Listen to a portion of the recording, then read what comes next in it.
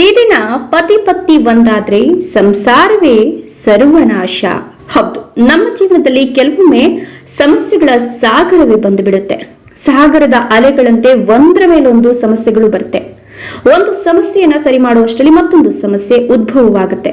ಬಹುಶಃ ಇಂತಹ ಅನುಭವ ನಿಮಗೂ ಆಗಿರಬಹುದು. ಧರ್ಮ ಗ್ರಂಥಗಳ ಪ್ರಕಾರ ಇದಕ್ಕೆ ಮುಖ್ಯ ಕಾರಣವೇನೆಂದ್ರೆ ನಾವು ಶಾಸ್ತ್ರಗಳಲ್ಲಿನ ನಿಯಮಗಳನ್ನ ಉಲ್ಲಂಘನೆ ಮಾಡಿರೋದಾಗಿದೆ. ಬ್ರಹ್ಮ ವೈವರ್ತ ಪುರಾಣವು ಪ್ರತಿಯೊಬ್ಬ ಪುರುಷ ಮತ್ತು ಮಹಿಳೆಯರು ಅನುಸರಿಸಬೇಕಾದ ಕೆಲವು ನಿಯಮಗಳ ಕುರಿತು ಹೇಳಿದೆ. ಹೀಗೆ ಮಾಡೋದ್ರಿಂದ ಗೃಹಸ್ಥ ಜೀವನದಲ್ಲಿ ಸುಖ ಸಮೃದ್ಧಿ ಸಿಗ್ತದೆ. ಅಲ್ಲದೆ ಒಬ್ಬ ವ್ಯಕ್ತಿ ಎಂದಿಗೂ ಹಣ ಮತ್ತು ಧಾನ್ಯಗಳ ಕೊರತೆಯನ್ನ ಎದುರಿಸೋದಿಲ್ಲ. ಹೌದು, ಬ್ರಹ್ಮ ವೈವರ್ತ ಪುರಾಣದ ಪ್ರಕಾರ ಪುರುಷ ಮತ್ತು ಮಹಿಳೆಯರು ಯಾವ ನಿಯಮಗಳನ್ನು ಪಾಲಿಸಬೇಕು ಅನ್ನೋದರ ಕುರಿತು ಸಂಪೂರ್ಣ ಮಾಹಿತಿಯನ್ನು ಪಡೆಯೋಣ. ಅದಕ್ಕೂ ಮುನ್ನ ಸನಾತನ ಧರ್ಮದ ಆಚಾರ ವಿಚಾರಗಳ ಮೇಲೆ ನಂಬಿಕೆ ಇದ್ರೆ ತಪ್ಪದಂತೆ ಒಂದು ಲೈಕ್ ಕೊಡಿ ಮತ್ತು ನಿಮ್ಮ ಆತ್ಮೀಯರೊಂದಿಗೆ ಈ ಮಾಹಿತಿಯನ್ನ ಶೇರ್ ಮಾಡಿ. ಮೊದಲನೆಯದಾಗಿ ಈ ದಿನ ದೈಹಿಕ ಸಂಬಂಧ ಇಟ್ಕೊಳ್ಬೇಡಿ. ಹೌದು, ಬ್ರಹ್ಮ ವೈವರ್ತ ಪುರಾಣದ ಪ್ರಕಾರ ಪುರುಷ ಮತ್ತು ಮಹಿಳೆ ಹಗಲು ಮತ್ತು ಸಂಜೆಯ ಸಮಯದಲ್ಲಿ ಯಾವುದೇ ಕಾರಣಕ್ಕೂ ದೈಹಿಕ ಸಂಬಂಧವನ್ನ ಹೊಂದಬಾರದು. ಹೀಗೆ ಮಾಡೋದ್ರಿಂದ ಮಹಾಲಕ್ಷ್ಮಿ ಮಾತೆಯ ಆಶೀರ್ವಾದ ನಿಮ್ಗೆ ಸಿಗೋದಿಲ್ಲ.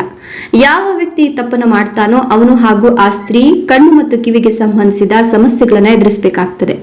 ಗಂಡಸರು ಕೂಡ ಬೇರೆಯವರ ಹೆಣ್ಣಿನ ಮೇಲೆ ಕಣ್ಣಿಡದಂತೆ ನೋಡಿಕೊಳ್ಳಬೇಕು. ಅಲ್ಲದೆ ಒಬ್ಬ ವ್ಯಕ್ತಿಯು ತನ್ನ ಹೆಂಡತಿಗೆ ಸಮಾನ ಸ್ಥಾನವನ್ನ ನೀಡಬೇಕು. ಅವನು ಅವಳನ್ನ ಅವಮಾನಿಸಿದ್ರೆ ವ್ಯಕ್ತಿಯ ಜೀವನದಲ್ಲಿ ಬಡತನ ಹೆಚ್ಚಾಗ್ತದೆ. ಅಲ್ಲದೆ ಆರ್ಥಿಕ ಮುಗ್ಗಟ್ಟನ್ನ ಎದುರಿಸಬೇಕಾಗ್ತದೆ. ಇದರ ಜೊತೆಗೆ ಪ್ರತಿ ತಿಂಗಳು ಬರುವ ಅಮಾವಾಸ್ಯೆ, ಪೂರ್ಣಿಮಾ, ಚತುರ್ದಶಿ ಮತ್ತು ಅಷ್ಟಮಿ ತಿಥಿಗಳನ್ನ ಬಹಳ ಮುಖ್ಯವೆಂದು ಪರಿಗಣಿಸಲಾಗ್ತದೆ. ಈ ಎಲ್ಲಾ ದಿನಾಂಕಗಳು ಪ್ರತಿ ತಿಂಗಳು ಬರ್ತವೆ. ಈ ದಿನ ಪುರುಷರು ಮತ್ತು ಮಹಿಳೆಯರು ಬ್ರಹ್ಮಚರ್ಯವನ್ನ ಅನುಸರಿಸಬೇಕು. ಹಾಗೆಯೇ ಎಣ್ಣೆ ಮಸಾಜ್ ಕೂಡ ಮಾಡಬಾರದು. ಇದಲ್ಲದೆ ಶುದ್ಧ ಸಸ್ಯಾಹಾರವನ್ನೇ ಸೇವಿಸಬೇಕು ಮತ್ತು ಮಹಿಳೆಯರು ಈ ವಿಷಯಗಳ ಬಗ್ಗೆ ಹೆಚ್ಚಿನ ಕಾಳಜಿ ವಹಿಸಬೇಕು. ಹೌದು, ಬ್ರಹ್ಮ ವೈವರ್ತ ಪುರಾಣದ ಪ್ರಕಾರ ಮಹಿಳೆಯರು ತಮ್ಮ ಪತಿಯೊಂದಿಗೆ ಸಮನ್ವಯವನ್ನ ಕಾಪಾಡಿಕೊಳ್ಬೇಕು. ಜೊತೆಗೆ ಅವರನ್ನ ಗೌರವಿಸಬೇಕು.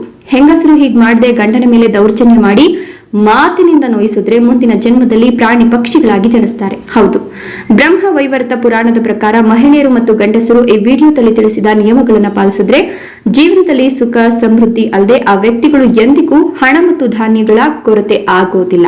ಧನ್ಯವಾದಗಳು.